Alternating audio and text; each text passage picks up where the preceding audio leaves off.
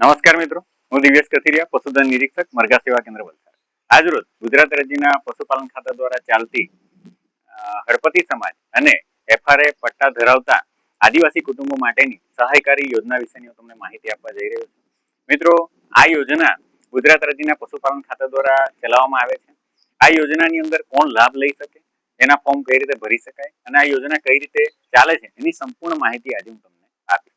સૌપ્રથમ જાણીએ કે આ યોજનાનો લાભ કોણ લઈ શકે. જો તમે ગુજરાત રાજ્યમાં વસતા હોય અને તમે હળપતિ સમાજમાં આવતા હોય અને એનો જે તે અધિકારીનો દાખલો તમારી પાસે હોય, જાતિનો દાખલો, તો તમે આ યોજનાની અંદર એપ્લાય કરી શકો છો. એ સિવાય જો તમે એફઆરએ પટ્ટા ધરાવતા એટલે કે જંગલ જમીન તમને ખેડવા આપેલી હોય અને એની સનદ તમારી પાસે હોય તો તમે આ યોજનાની અંદર એપ્લાય કરી શકો છો. હવે આ યોજનાનું ફોર્મ કઈ રીતના ભરવું એની માહિતી આપું તો આ યોજનાનું ફોર્મ તમે આઈખેડ પોર્ટલ ઉપર ભરી શકો છો. જો તમારી પાસે આ બે વસ્તુ હોય, જો તમે હળપતિ સમાજમાં આવતા હોય અથવા એફઆરએ પટ્ટા ધરાવતા સનદ તમારી પાસે હોય તો તમે આ યોજનાની અંદર ઓનલાઈન એપ્લિકેશનથી એટલે કે આઈખેડ પોર્ટલ ઉપર તમે આ યોજનાનો ફોર્મ ભરી શકો છો. હવે બીજી વાત કરીએ તો યોજનામાં શું શું લાભ મળી શકે, તો આ એક જ યોજનાની અંદર 3 પેટા વિભાગો છે. પહેલું જોઈએ તો યોજનાની અંદર એક કેટલ શેડ બનાવવાનો છે. એ કેટલ શેડ બનાવવાના તમને 30,000 રૂપિયા.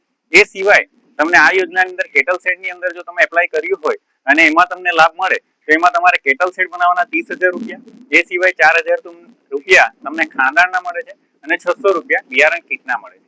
એટલે ટોટલ મળીને 34,600 તમને કેટલ શેડની અંદર તમને મળવા પાત્ર થાય છે. એ જ રીતે યુનિટ 2 ની વાત કરીએ તો એની અંદર છે બકરા એકમ. બકરા એકમની અંદર તમારે 5+1 બકરા એકમ એવું લખેલું હશે. એની અંદર તમારે 5 બકરી અને 1 બકરો ખરીદવાનો થાય છે. બરાબર છે.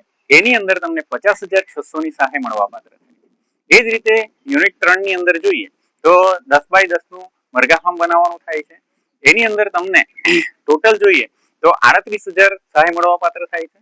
36,000 તમને 10x10 ના બાંધકામ માટે મરઘા પાલનની સહાય મળવા પાત્ર થાય છે અને 2,000 રૂપિયા તમને સ્ટાઇપન્ડની સહાય મળવા પાત્ર થાય છે.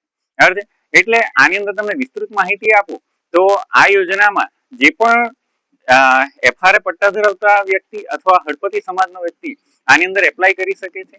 એક રેશન કાર્ડ ઉપર એક અરજી થઈ શકે છે અને આ અરજી થઈ ગઈ એટલે તમને એનો લાભ મળી ગયો એવું નથી, પરંતુ દરેક જિલ્લાના અલગ અલગ ક્રાઇટેરિયા હોય છે, અલગ અલગ લાભાર્થીઓ નક્કી કરેલા હોય છે. જાણે કે 16 લાભાર્થી નક્કી થયા હોય અને અરજીની સંખ્યા એનાથી વધી જાય તો પછી ડ્રો કરવામાં આવે છે. ડ્રોની અંદર તમારું નામ નીકળે તો નજીકના જે તે આ યોજનાને સંલગ્ન અધિકારી કર્મચારી તમારો કોન્ટેક્ટ કરશે અને તમને બોલાવશે અને બાકીની માહિતી એ પછી તમને આપશે. હવે આ યોજનાની અંદર તમને જે જ્યારે લાગે, હવે તમને 3 યુનિટ મેં બતાવ્યા. પહેલો કેટલ શેડ, બીજો મરઘાનો, બીજો બકરા પાલનનો અને ત્રીજો મરઘાનો. આની અંદરથી તમે એક વર્ષે, જાણે કે આ 2026-27 ચાલે છે, તો કોઈ પણ એક યુનિટની અંદર તમે એક વારમાં લાભ લઈ શકો છો. એ પછીના બીજા 2 યુનિટ વધ્યા તે તમે બીજે વર્ષે એની અંદર એપ્લાય કરી શકો છો. તો આ રીતની આખી યોજના છે.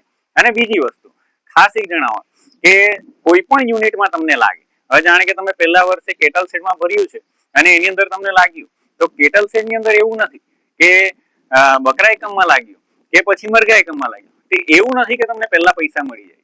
એ દરેક યુનિટની અંદર તમારે પહેલા, જાણે કે કેટલ શેડ છે તો તમારે કેટલ શેડ બનાવવાનો થાય છે. બરાબર છે.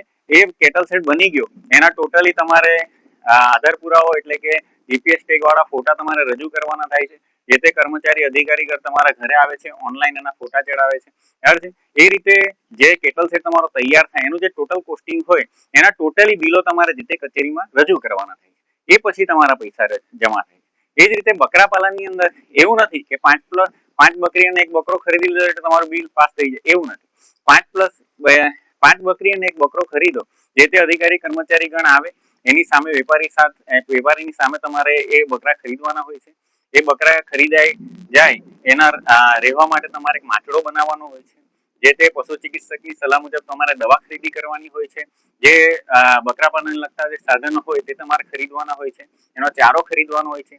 એ બધા બિલો તમારે જે તે કચેરીને તમારે જમા કરાવવાના થાય છે. એ જ રીતે તમે મરઘાની વાત કરીએ તો મરઘા પાલનમાં 10x10 નો શેડ બનાવવાનો થાય છે. શેડ બનાવી લીધા પછી તમારે 100 મરઘાના બચ્ચા ખરીદવાના થાય છે. એનો ખોરાક ખરીદવાનો થાય છે. ખોરાક પાણીના સાધનો ખરીદવાના થાય છે. એ બધી વસ્તુના બિલો તમે રજૂ કરો એ પછી તમને એના પૈસા મળવા પાત્ર થાય છે. આ 3 યોજના છે. એક જ લાભાર્થી કોઈ પણ એક લાભાર્થી 3 માંથી કોઈ પણ એક યોજનાનો એક વર્ષે લાભ લઈ શકે છે. તો આ ખૂબ જ સારી ગુજરાત રાજ્યના પશુપાલન ખાતા દ્વારા ચાલતી અને ખાસ કરીને હળપતિ સમાજ અને એફઆરએ પટ્ટા ધરાવતા મારા આદિવાસી મિત્રો માટેની આ ખૂબ જ સરસ યોજના છે. આ યોજનાનો લાભ લેજો. આ યોજના આ મહિનાના એટલે કે 31/5 સુધી આના ફોર્મ તમે ઓનલાઈન ભરી શકો છો. તો જલ્દી આ ફોર્મ ભરજો અને આ યોજનાનો લાભ લેજો. જય ભારત, જય જય ગરવી ગુજરાત.